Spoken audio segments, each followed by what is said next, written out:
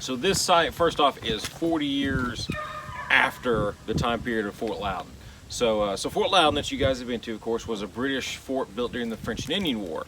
The main key that ties both of these sites together is the location. This is the Little Tennessee River Valley. To the Cherokee, this was the Overhill country. The Overhill towns were the traditional homeland of the Cherokee people by many of their stories and legends.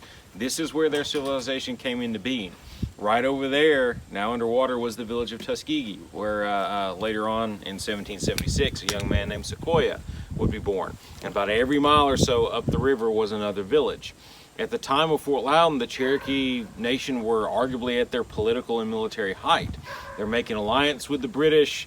Eventually that breaks down and they go toe-to-toe with the British. They take Fort Loudoun, and after several more battles, skirmishes, and campaigns, peace is reestablished. And then you have continued peace and trade for the next 15 years, and Fort Loudoun is long gone. In 1775, the American Revolution kicks off. And now all of the native tribes have a decision to make. Who are they going to side with? And most all of them, and including the Cherokee, sided with the British Crown. And that was mostly because King George hadn't been the best of friends, but he was better to them than the colonial governments, who they had had naught but trouble, and they knew for the most part they simply wanted them gone or removed. And so the Cherokee side with the British. Well, 1783, we still have our independence. The war is over, and the young United States Congress does not forget this.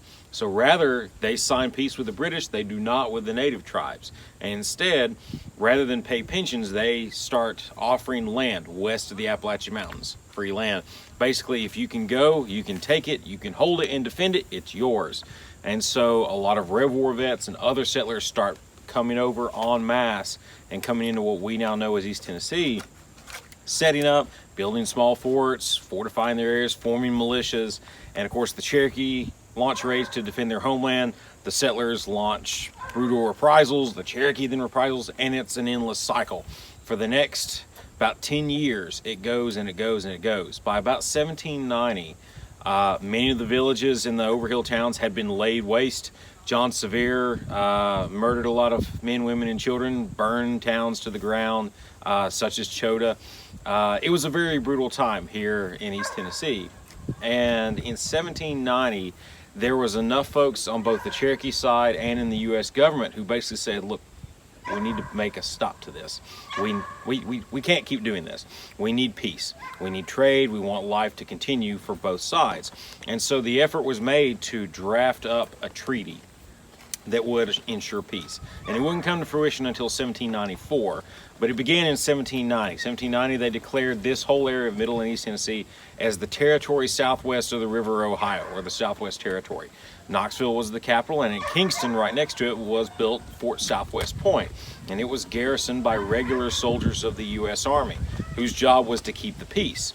And then in 1794, after 4 years of more deliberation, they built this outpost. It's an outpost of Fort Southwest Point, and it was called the Tellico Blockhouse. And its idea was simply to maintain peace and to be the spot where that treaty was signed. The Treaty of Tellico Blockhouse in October of 1794 was signed right here on this parade ground, and it basically said, one, there will be peace forevermore between the Cherokee and the United States, and two, it establishes this river, the Little Tennessee, as the border. And so going forward, the south side was the Cherokee, this was the United States, and 2 years later would be Blount County of the state of Tennessee. And the 18 soldiers of the 3rd United States Sublegion who were stationed here, and such as these, were here basically to keep the peace, to patrol the border, to make sure that no white settlers made raids across the river and no Cherokee came back across. And if someone did have a grievance, they were to come here, air it, and we would deal with it in official channels. It also was the station of the Indian office. So if, say, a white settler or a man wanted to cross over the river for some reason, he had to come here and he had to state his business and get a written pass to cross over up at Niles Ferry, at the time called Blair's Ferry, to cross over into the Cherokee Nation.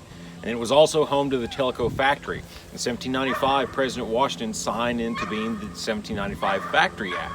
And the idea of that was to basically promote an Americanization of the native tribes, where we want them to join in American society. We want to teach them blacksmithing, agricultural practices of European style, planting cotton, cash crops, spinning it, weaving it, blacksmithing, teaching them English, European style carpentry, that sort of thing. And the idea was to encourage them to simply assimilate and become American citizens. And while that didn't happen, thankfully, there were other benefits to the native peoples, including one, many of them came here and learned skills and trades that otherwise they would have been reliant on European traders for.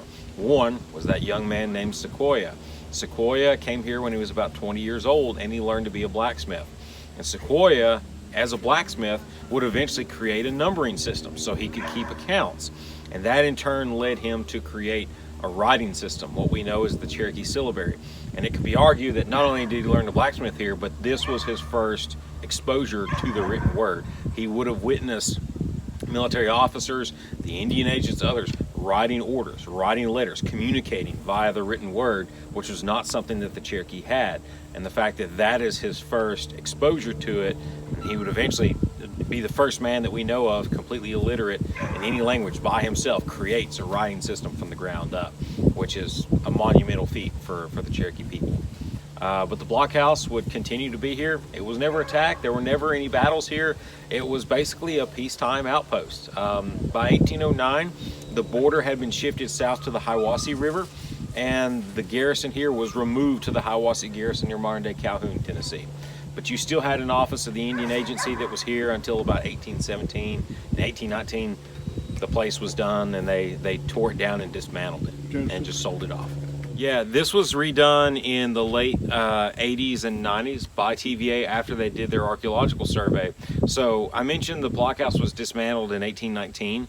The landowner who basically bought this land from the War Department and then dismantled the blockhouse, he put in lime kilns here. So this is all local limestone, which is what the original foundations were. Interestingly enough, when Fort Loudoun was burnt in 1760, the ruins were still there, all the foundation stones. When they came here to build the blockhouse, they're like, why do we need to quarry stone when there's piles of it over there? So they cannibalized all the stone from Fort Loudoun to build the foundations for the blockhouse. When the new landowner put in lime kilns, you crush up limestone and render it into lime for plaster. So all of that foundation stone goes into the kilns, probably, in addition to other. And so it's just open, and it's here at the confluence of 9 Mile Creek and the Little Tennessee. And when they did the archaeology, they were able to find most all of the foundations and figured out, based off of the accounts, how it would have been. The brick walkway around the parade ground, the stones here. And so TVA put this in as a what they call stabilized ruin, because the fort we have completely reconstructed, but we have to maintain it and have people there to be with it on a constant basis. This just takes care of itself. So we're in the process, hopefully, of completely rebuilding. We finished this tower back in the early part of last year. We're hoping to, over the next couple of decades, to completely reconstruct it, but we'll see. A lot of time, a lot of money, effort, but we'll do what we can.